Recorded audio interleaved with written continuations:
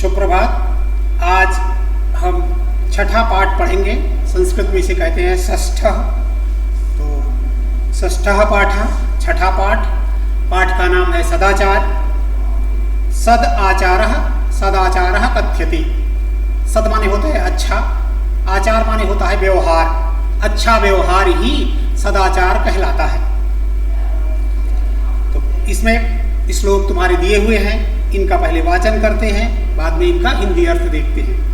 आलस्य ही मनुष्याणाम शरीरस्थो महान रिपु न अस्ति उद्यम समो नास्त्युद्यम समो बंधु कृत्वा यम नवसीदत स्वकार्यम अद्य कुर्वेत् पूर्वान्ने च परान्निकम न हि प्रतीक्षते मृत्यु कृतमस्य न वा कृतम सत्यम ब्रूयात् प्रियम ब्रूयात् न ब्रूयात् सत्यमप्रियम प्रियम च नानृतं ब्रूयात् एष धर्म सनातनः। सर्वदा व्यवहारे स्यात् औदार्यं सत्यता तथा ऋजुता मृदुता चापि कौटिल्यं न कदाचन श्रेष्ठं जनं गुरुं चापि मातरं पितरं तथा मनसा कर्मणा वाचा सेवेत सततं सदा। मित्रेण कलहं कृत्वा न कदापि सुखी जनः इति ज्ञात्वा प्रयासेन तदेव परिवर्जयेत्। तो यहाँ अब अर्थ इनका देखते हैं। पहला श्लोक है, इसमें हमारे शरीर के अंदर जो स्थित शत्रु है उसके बारे में बताया गया है कि हमारे शरीर के में जो शत्रु विराजमान है अर्थात रह रहा है वह क्या है।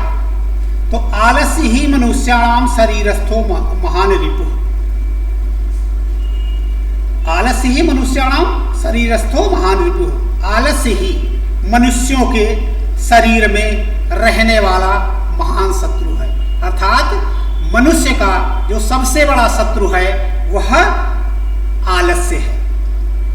आलस्य में हम क्या करते हैं, कई बार किसी काम को हमें करना होता है लेकिन इसको आज से कल, कल से परसों इस तरह से टालते रहते हैं। तो वही आलस्य है जो आज का काम अगले दिन पर टालता रहे। अब कर लेंगे ऐसा करते रहेंगे और धीरे धीरे करके समय निकलता जाता है। जैसे अगर देखा जाए तो ये होता है कि जैसे पाठ पढ़ाया जाता है तो उसको शुरू से ही हम उसका न तो पुनरावृत्ति करते हैं न उसको याद करते हैं।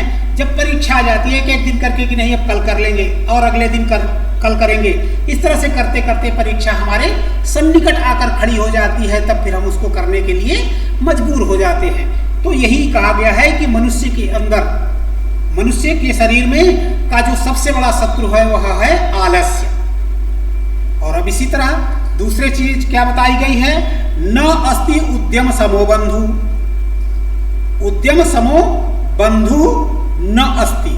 उद्यम के समान परिश्रम, उद्यम माने होता है परिश्रम, परिश्रम के समान कोई बंधु नहीं है, भाई नहीं है, मित्र नहीं है, दोस्त नहीं है, कोई अच्छी चीज नहीं है। बंधु मनी उद्यम के समान। उद्यम यदि करने वाला, परिश्रम करने वाला है, समय से कार्य करने वाला है तो वह कभी भी जीवन में पिछड़ नहीं सकता। कृत्वा यम न अवसीदति। और यम जो इसे करता है, कृत्वा माने करके, यानी इसे जो करता है करके कभी भी मनुष्य न अवसीदत दुखी नहीं होता है। यदि उद्यम करता है तो वह दुखी नहीं होता है, हमेशा प्रसन्न रहता है, इसलिए कि उसका कार्य समय से पूरा होता है। जिसका कार्य समय से पूरा होता है, जैसे विद्यार्थी है, यदि समय से सब कुछ तैयार किया है तो परीक्षा में उसके अच्छे अंक आते हैं, इसलिए वह कभी भी दुखी नहीं हुआ। अब इससे आगे समय की महत्ता के बारे में कहा गया है कि हमें समय पर भी ध्यान देना चाहिए कि काम तो हम करते हैं लेकिन कई बार समय से नहीं करते, तो इसलिए हमें समय से कार्य करना चाहिए। स्व कार्यम अद्य कुर्वेत्। स्व और ह्यः दो होते हैं। स्व होता है आने वाला कल, ह्यः होता है बीता हुआ कल।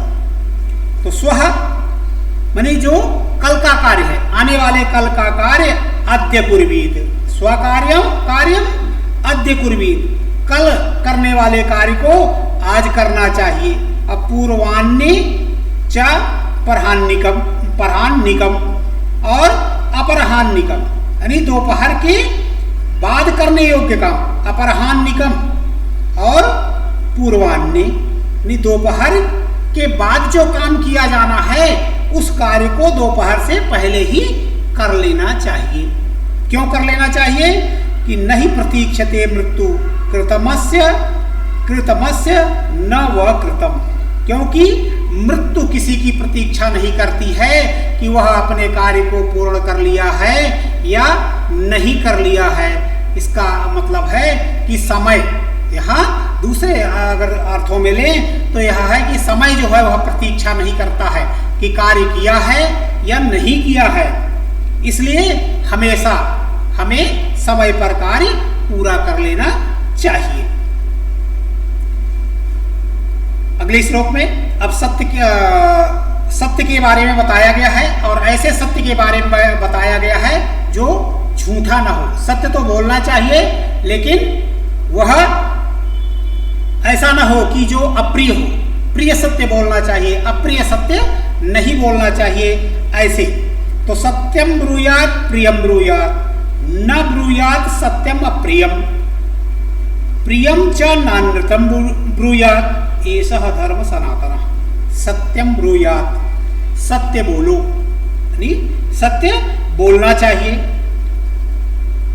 प्रियम ब्रूयात, सत्य हो लेकिन प्रिय हो। और न ब्रूयात सत्यम अप्रियम, अप्रिय सत्य नहीं बोलना चाहिए। कैसे? जैसे मान लो अगर किसी का पैर खराब है, यदि उसे कह दिया जाए कि ये लंगड़ा तेरा पैर कैसे खराब हो गया, वास्तविकता तो यह है कि वो लंगड़ा है, पैर से खंज है, लेकिन यह अप्रिय सत्य है, इसलिए वह नाराज होगा और जो भी उसके क्षमता के अंतर्गत होगा वह उसका प्रति उत्तर भी देगा। तो इसलिए हमेशा ऐसी अप्रिय बातें नहीं करनी चाहिए। यदि उससे यह पूछा जाए कि अरे भाई साहब आपके पैर कैसे खराब हुए, तो वह हो सकता है कि वह अपने कि मैंने पूरा वृत्तांत बता दे कि हाँ नहीं इस तरह से हुआ।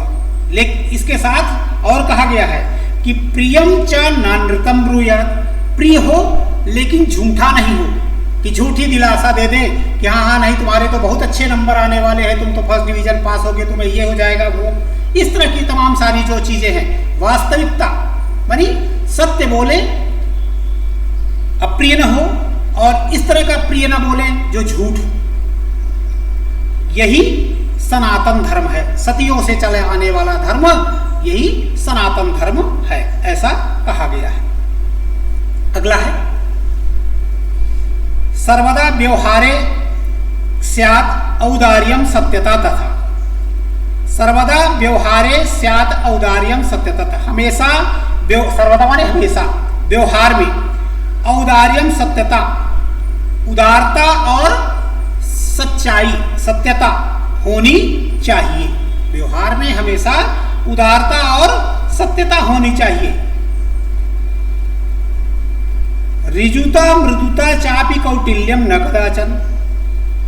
ऋजुता सरलता, कोमलता और सरलता और कोमलता होनी चाहिए। कौटिल्यम न कदाचन, कभी कदाचन, कभी भी, कभी कौटिल्यम न, कुटिलता न, टेढ़ापन नहीं, यानी हमेशा अच्छा व्यवहार लोगों के साथ करना चाहिए, बुरा बर्ताव नहीं करना चाहिए। यही इसमें बताया गया है। अब अगले इसमें कहा गया है कि जो हमारे बड़े हैं, गुरु हैं, माता पिता हैं, इनकी सेवा, इनके द्वारा कहे हुए वाक्यों को बिना किसी तर्क वितर्क के हमें मान लेना चाहिए। तो श्रेष्ठ जन्म गुरुम चापि मातरम पितरम तथा मनसा कर्मणा वाचा सेवेत सत्तम सदा। श्रेष्ठ जन्म, श्रेष्ठ लोगों की, गुरुम गुरु की, और श्रेष्ठ लोगों की अर्थात बड़े लोगों की और गुरु की, तथा माता तथा पिता की सेवा और कर्म से सततम सदा निरंतर सदा सततम सेवे हमेशा मन वाणी और कर्म से इनकी सेवा करनी चाहिए। अर्थात यह जो कहते हैं उसे हमेशा यह मानकर सुन लेना चाहिए और उसकी अवधारणा करनी चाहिए, उसे अपने जीवन में धारण करना चाहिए कि यह हमेशा हित कर बातें ही कहेंगे, अहित की बातें कभी भी नहीं कहेंगे। इस प्रकार से इसमें बताया गया है। मित्रेण, अगले श्लोक में है, मित्रेण कलहम कृत्वा न कदापि सुखी जनः इति ज्ञात्वा प्रयासेण तदेव परिवर्जयेत्। अब यहाँ पर मित्र के बारे में कहा गया है कि मित्रेण कलहम कृत्वा न कदापि सुखी जनः, मित्र से कलह करके, मित्र से लड़ाई झगड़ा करके कभी भी कोई सुखी नहीं होता है। इति ज्ञात्वा प्रयासेन तदेव परिवर्जयेत्, यह जानकर, इति ज्ञात्वा प्रयासेन प्रयास पूर्वक उससे बचना चाहिए। यानी मित्र से लड़ाई न हो, झगड़ा न हो, हमेशा इससे बचना चाहिए, किसी प्रकार का भी वाद विवाद न हो, इससे हमेशा यह जान करके हमेशा इससे बचना चाहिए। यह इस पाठ में, इन श्लोकों में ये बताई गई है, ये शिक्षा दी गई है। तो हमेशा इनका अनुकरण करना चाहिए। आज के लिए यह सब, इन शब्दार्थों को उत्तर पुस्तिका में करना है। तो आज का गृह कार्य, प्रश्नोत्तर अगले दिन। आज यहीं तक।